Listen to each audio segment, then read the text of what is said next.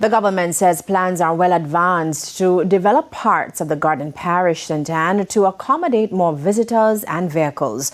The commitment comes as the parish continues to enjoy rapid support from promoters seeking to host major entertainment events. We have the details in this report.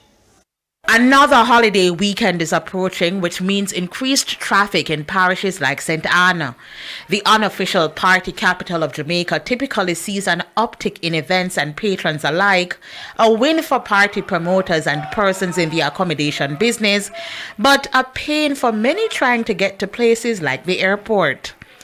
Prime Minister Dr. Andrew Holness says the government is getting closer to solving the problem. Feasibility studies are being completed for the North-South Highway Extension Project, 2 segments branching from a new grade-separated interchange near Miami Bay, westward to Discovery Bay in St. Anne, and eastward to Tower Isle in St. Mary.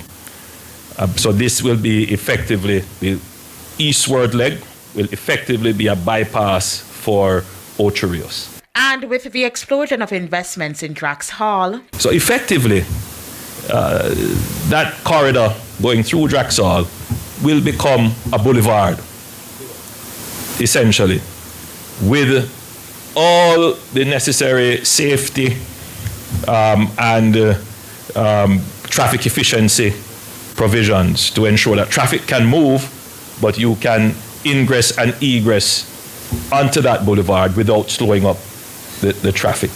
Because it is clear that that corridor will become the center of economic activity for St. Anne. He, however, insists Ocho Rios will not be left behind, with the resort town experiencing growth of its own. Right now, everything is taking place there. All the back of operations take place there. You know, your front store operation takes place there. Your market, everything. It's, as I said, the town has grown much faster than the government could plan it.